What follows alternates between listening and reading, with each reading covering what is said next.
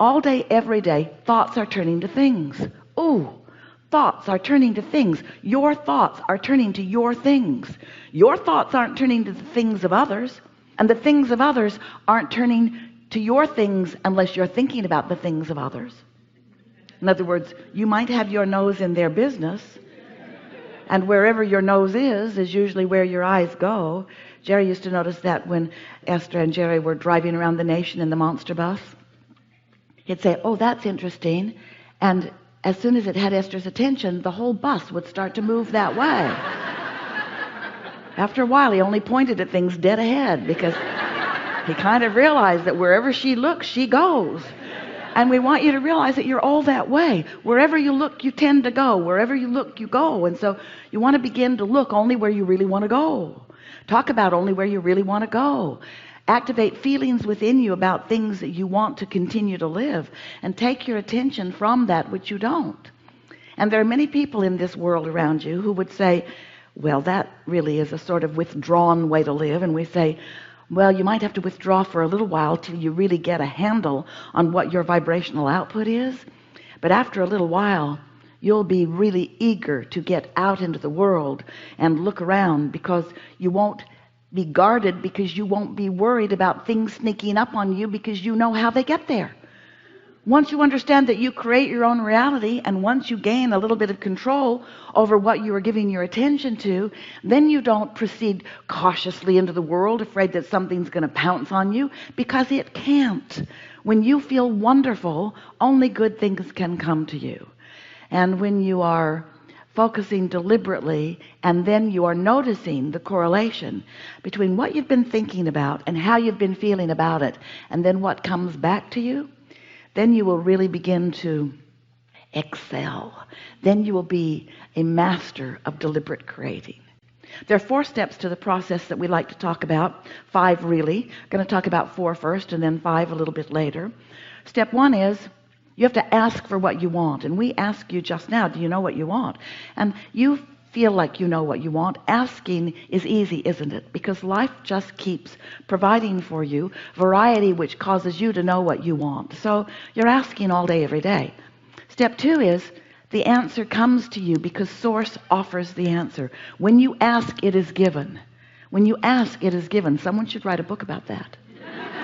When you ask, it is given. But the thing that you want to know about that which is given, when you ask, it is given, you are given the vibrational access code to it.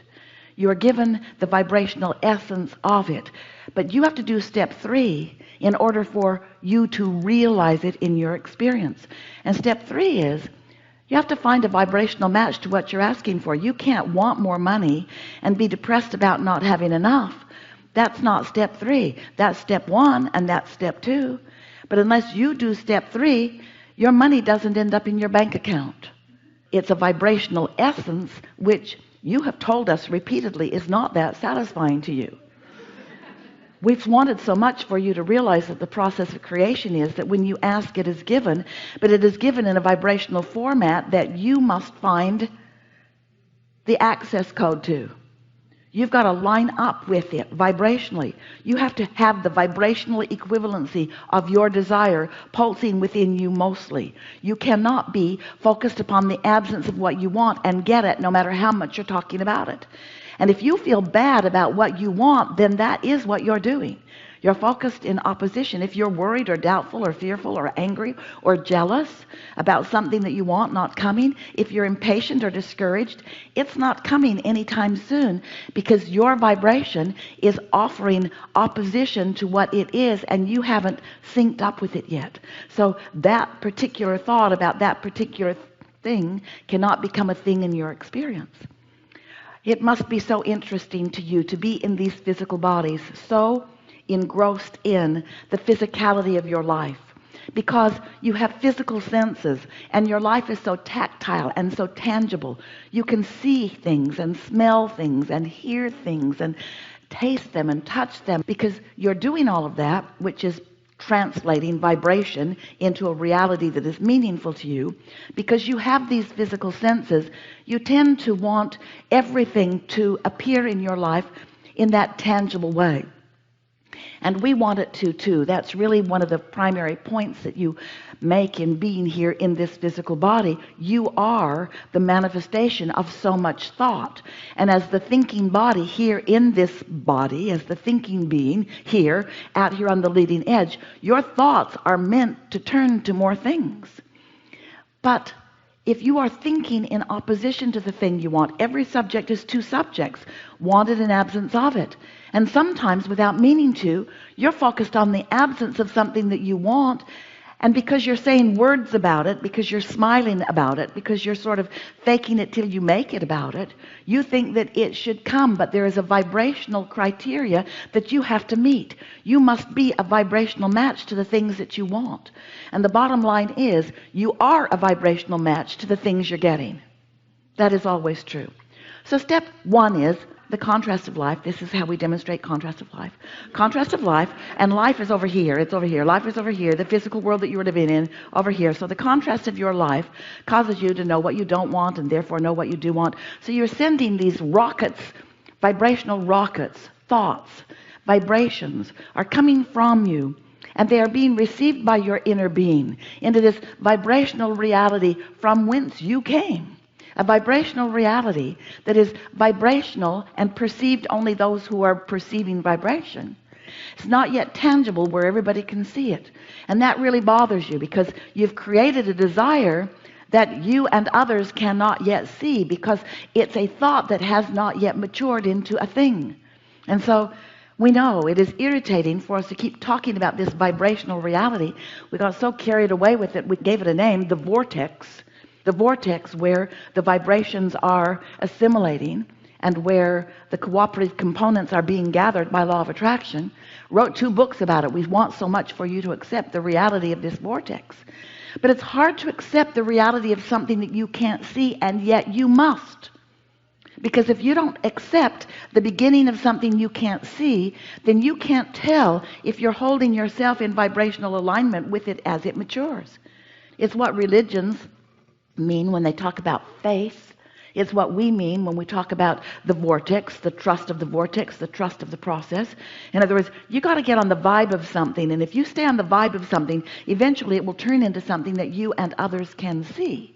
But in the meantime, if you need to see it before you're willing to feel it, then it's going to be really slow in coming to you. And even worse, if you need to see it before you stop feeling its absence. You see, that's the key.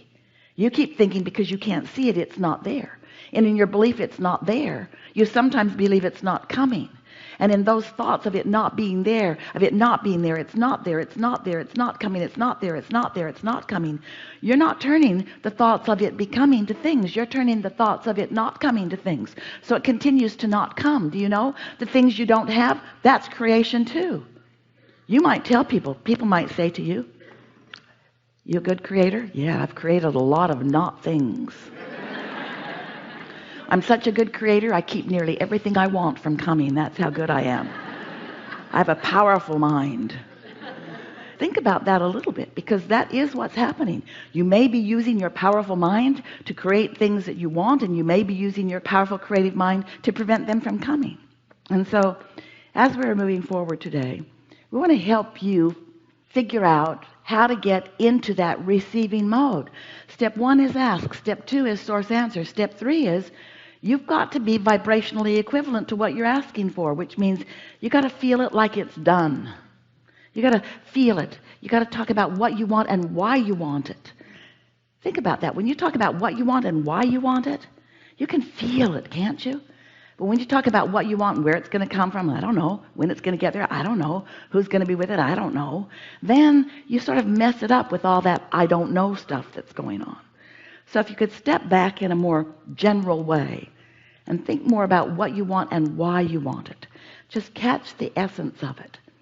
Or not think about it at all. Oh. Do you know, you could decide that you want something. Bam. And never think about it again. And it would come. Do you know that the only thing that keeps the things or the experiences or the people, the life from you are your opposing thoughts about it. Makes you kind of want to think about what you're thinking about, doesn't it? So for a while, as we present this to you, you got a little too human-like. You're so action-oriented. You don't mean to be. It doesn't serve you very well. Your action is such a weak power, and your connection to this energy that creates worlds is such a powerful power. But so often you are focused upon the action part of your life experience, and it's difficult, we know, not to notice what's going on. So if you want more money and there isn't enough, it's hard not to notice that, we know. But if you could step back into a little more general sense of abundance and just try a little bit to focus softly on the things about your life that feel good to you when you focus upon them, then you will begin to stop doing that thing you do that prevents it. And it's interesting because the art of allowing is to release contradictory thought and therefore allow your vibration to rise so that you accomplish that vibrational equivalency to what your inner being knows about things. But when you're facing reality, which seems prudent to so many of you, it's been taught to you by so many, then you often can't do that. People will say, well, Abraham, shouldn't I face reality? And we will say, certainly, if what you're looking at is pleasing to you. But if it's a part of reality that isn't pleasing you, then the more you face it, the more you practice that vibration, which doesn't allow the improvement. And that really is what we must convince you of if you are to be the deliberate creator that you were born to be. We have to help you to understand that the life around you that you can see and hear and smell and taste and touch, that part of life that has already manifested, is old news. It's like gum that you've chewed the flavor out of already. It's already happened. It's not what's going on. What's going on are the thoughts that are turning to things. What's going on is that this life that you are living has caused you to ask for more. All day, every day, you're asking for more improvements. And those improvements are, in the beginning, vibrational realities that are in the process of becoming manifested. But you are the one who must perceive the manifestation. You've got to line up with the vibrational version of them. And therefore, and then, when you line up with the vibrational version of them, then you get to witness, you get to be right there and see these thoughts turning to things. And you don't know it yet quite like we want you to. In fact, some of you don't even really know it at all. But we know so clearly that's why you came. That's the zest of life. That's the juice of life. That's what you really came for. You want to witness your thoughts turning to your things. That's what you're here for. To have your hands in the clay of your own creation. And it's fine to look around at what others have created. That's part of that deciphering process. And from that, you make many decisions about what you now want to create. And there is nothing that you cannot be or do or have. There is nothing that is off limits to you. But you've got to find a way to be a vibrational match to what you're asking for, and not so much a vibrational match to whatever is that caused you to ask for more. Because if you keep focusing upon what is, you can only hold what is to you. In order to allow the more, you've got to focus in that direction too. That makes sense, doesn't it?